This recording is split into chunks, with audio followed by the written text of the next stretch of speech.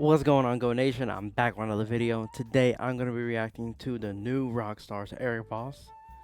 I'm back. Today he's going to be breakdowning. What was I about to say? He's going to be breaking down Ahsoka episode 2. Episode dude? I need to go back to school. This is ridiculous. It's going to be breaking down episode 2. Episode 2 was amazing. Chopper, highlight of the episode for me. Wasn't better than episode 1, but it was still good. But I just want to jump straight into the reaction. So before we do that, make sure you hit that like and subscribe button. We're on the road to 200 subs. Eric Bossaroni, let's see what you got.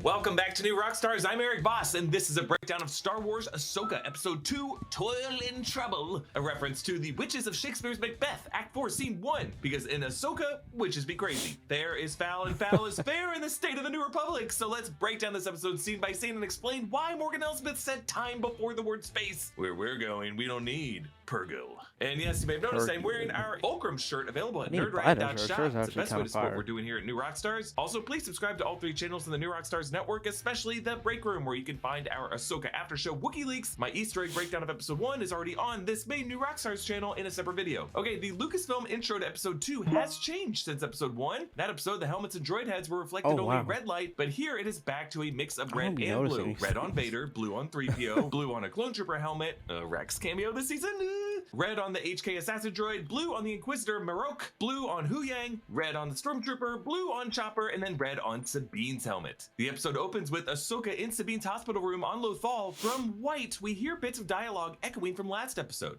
Really think they're still out there? I'm counting on you to see this through. This isn't just about finding Ezra. It's about preventing another war. I've been looking for this. That's too bad. The voices end when Ahsoka wakes Sabine up with this sound effect.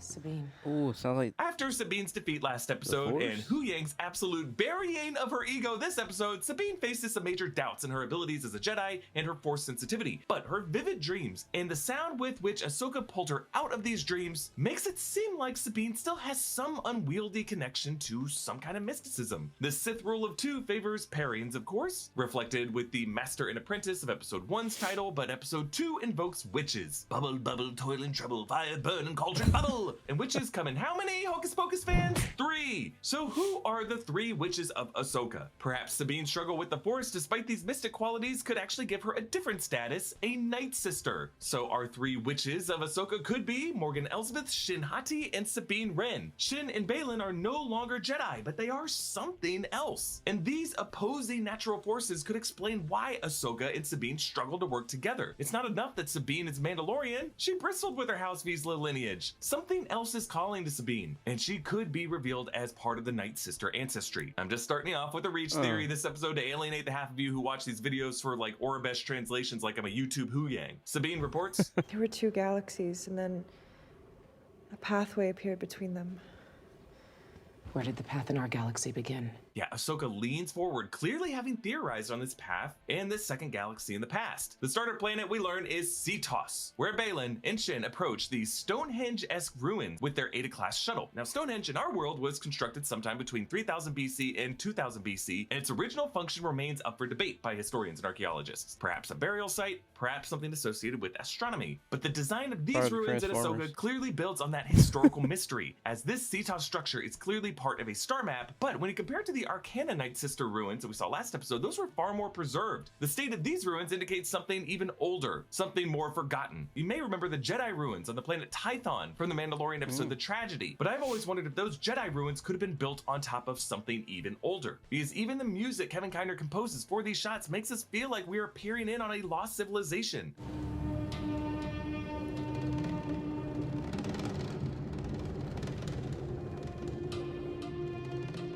sounds freaking good, man. Yeah, it's clear they're trying to evoke something from a completely foreign galaxy. We're not in Tatooine anymore, and thank God, because I've hated sand. It's coarse, rough, irritating, it gets everywhere. Anyway, Baylan says, Tell her I believe we have located the reflex point on Cetos. now, if Morgan Elsbeth was able to tell Ahsoka that the map sphere was on Arcana, how did she not know where the reflex point was? Was Morgan just unable to decode the map? This tells us something must be significant about Sabine and her insights. She was one who connected the three faces, and it really could just be because of a Night Sister connection with Morgan and Shin. The power of 3 has finally synced. Baylan looks up at the sky through the concave arc of one of these columns.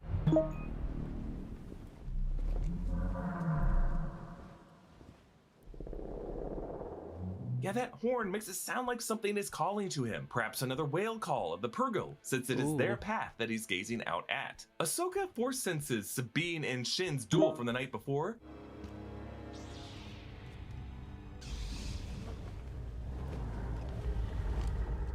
That's too bad.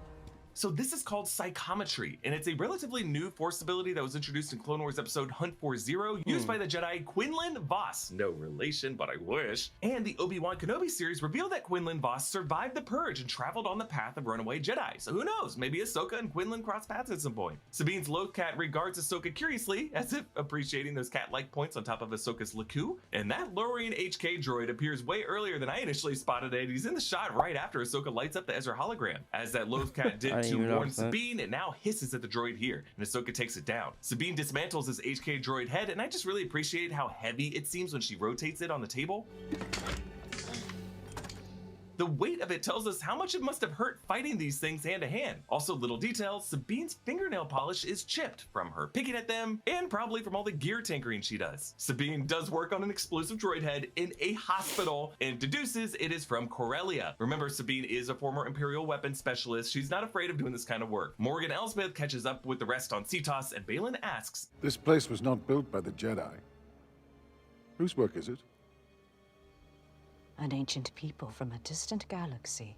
Ooh, just by looking at these ruins, even before the star map lights up, Morgan knows what they are, which tells us that they are not Night Sister ruins. If they were, she probably would have claimed them as the work of her ancestors, as she did with the ruins on Arcana. Morgan uses a green frame to boil the cauldron. To activate the sphere. Green was the color of the sorcery used by the Night Sisters in Clone Wars. Morgan explains, This is our galaxy. and then the star map appears around them. It looks so great. And she lines up another galaxy in a ring, and this ring, notice, is lined with Purrgil, the hyperspace whales. Oh my God, this tells us that this must be a kind of didn't notice that. migratory path for the Purrgil. It's something that they're all destined to head back to. And this is where they whisk Thrawn and Ezra in the Rebels finale. Morgan goes on in my favorite line of the episode. That is our destination. The pathway to Peridia. Some call it that. The children at the Jedi Temple call it that. It comes from old stories. Fairy tales. Tales which are based on truths. So much to dig into here. The pathway to Peridia is a new thing in Star Wars lore. It sounds like it's a fairy tale that Baylan knew about from his days in the Jedi Temple, but Morgan is saying the legend was based on truth. And I love that she said this because it recalls an interesting line from Ahsoka in the crucial Rebels episode, Season 2, Episode 21, Twilight of the Apprentice, Part 1. There's always a bit of truth in legends.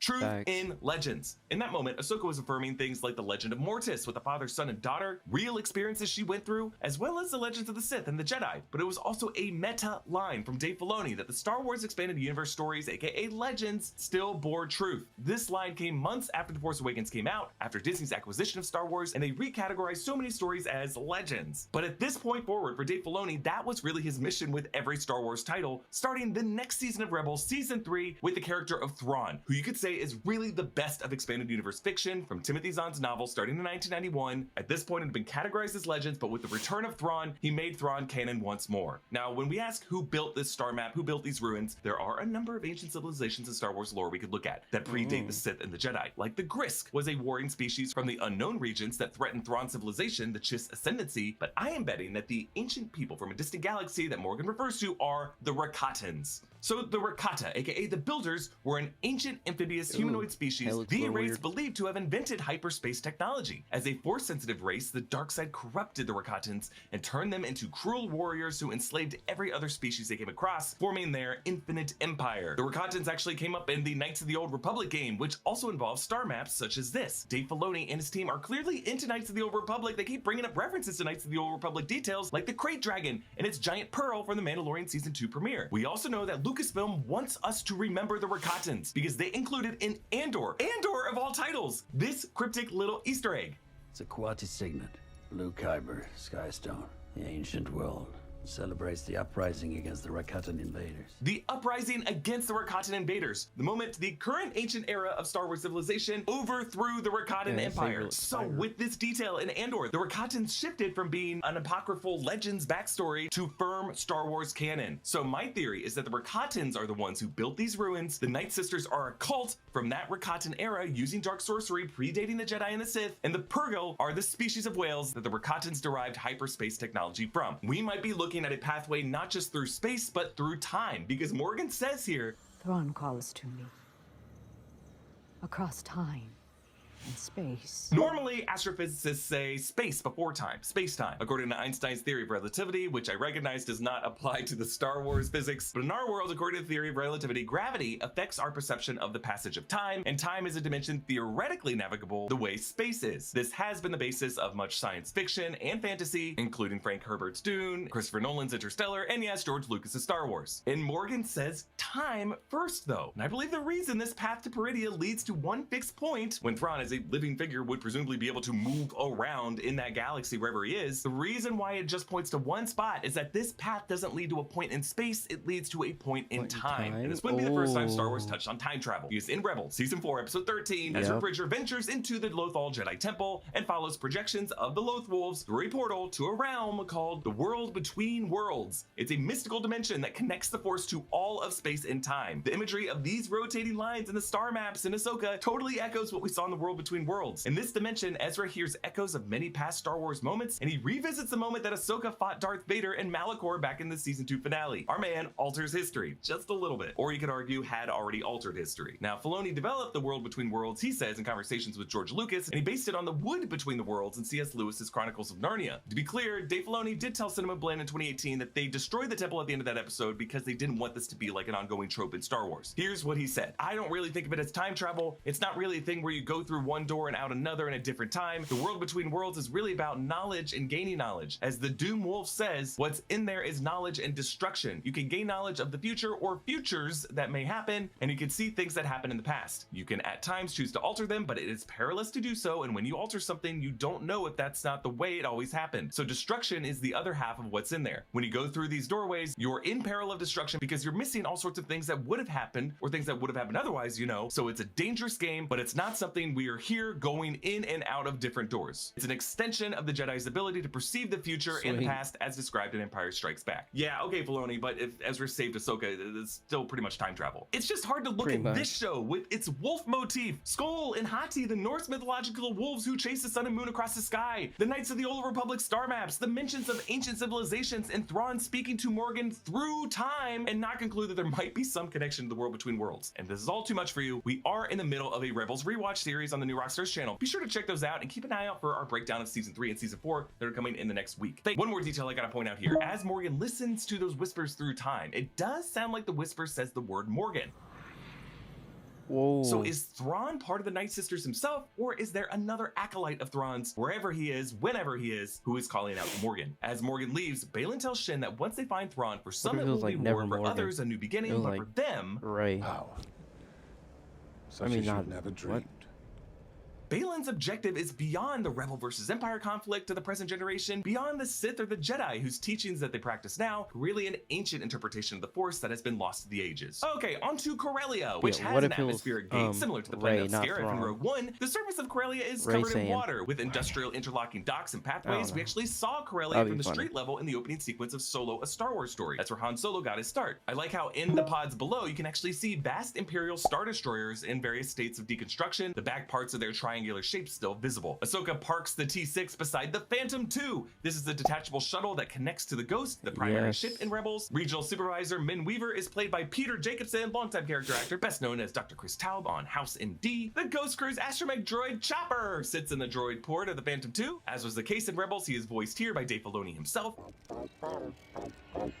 As before, whenever Chopper talks, it's clearly Filoni uttering something that's been distorted, and here it kind of sounds like, "Watch your step, Ahsoka." This is the first time we've seen Chopper in live action, other than when they rolled him out on stage at Star Wars Celebration in 2022. Unlike other astromechs we've seen, his head dome can kind of wobble compared to R2-D2's that can only rotate laterally. This gives Chopper a bit more zaniness and sass. Our man's always talking shit. So Weaver explains to Ahsoka and Hera that most of Morgan Elsbeth's pro-Imperial staff still work at this facility. You will still find ex-Imperials at every level of the New Republic government. He goes on to say, the average worker doesn't care about the nuances of galactic politics. They have loyalty so long as they're paid.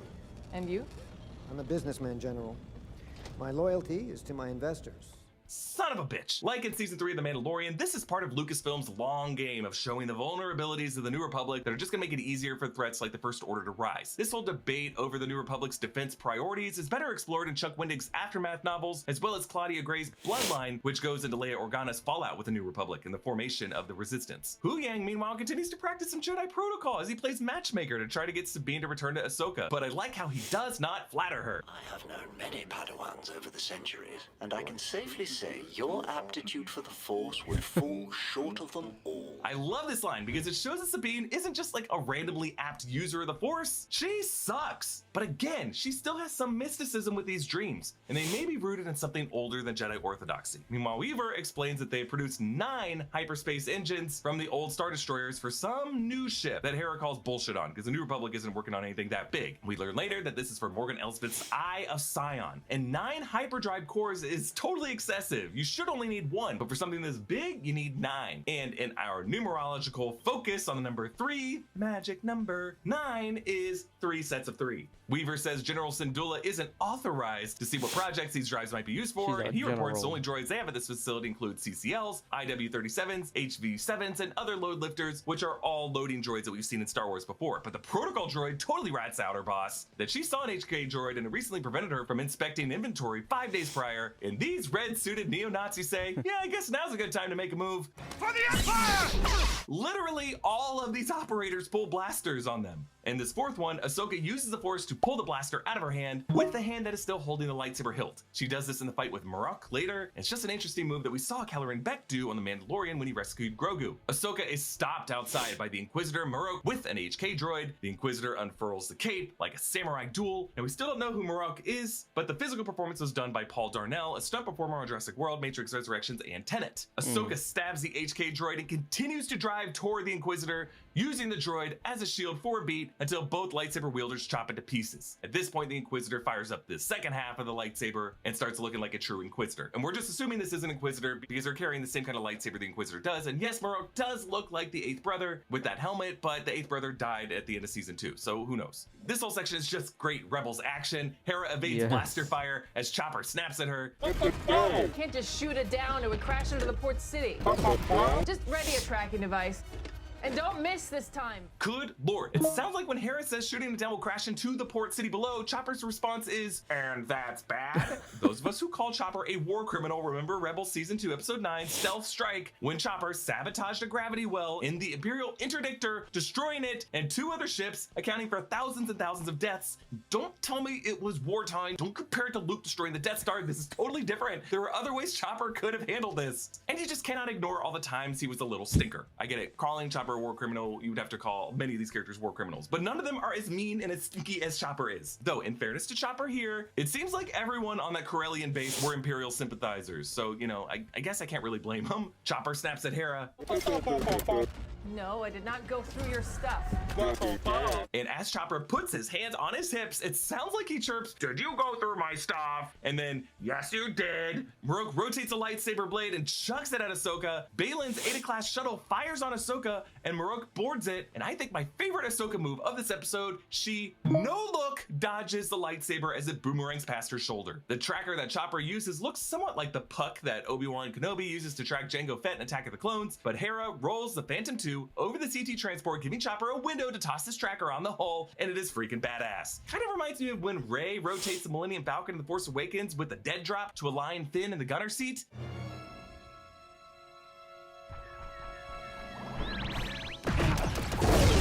Look, I know some of you want to pretend the sequel trilogy didn't happen, but come on, this was sick. Chopper does a fist bump and then flexes his droid arms. He's a war criminal. Back on Lothal, Sabine gives her Lothcat a well-earned scratchy scratch for saving her and Ahsoka's life, and Sabine digs out her old Mandalorian armor that she wore throughout Rebels. One pauldron with a Rebel crest, one pauldron decorated with a Purgle, some chest pieces, and then 2 wrist van braces that were given to her by the Mandalorian protector, Ben Rao, in Season 3 Trials of the Darksaber. Now, this painting of the armor is actually what we saw Sabine wearing right at the end of the Rebels series. The paint job on the armor was different throughout most of the show. We see Sabine kneeling in front of her helmet and using a knife to cut her hair. Kanan Jarrus does the same thing in Rebels Season 4 Episode 10 Jedi Knight, shaving his beard and cutting his knot with the knife. Does this mean Sabine could be headed to death? Maybe, maybe not, because Sabine would always keep her hair short before, because her head or scalp would get hot underneath that Mandalorian helmet, and now she's back in the armor. Hera and Ahsoka watch Weaver arrested by the New Republic officers with ships marked with police and Orbesh, and Ahsoka says, It's not loyalty.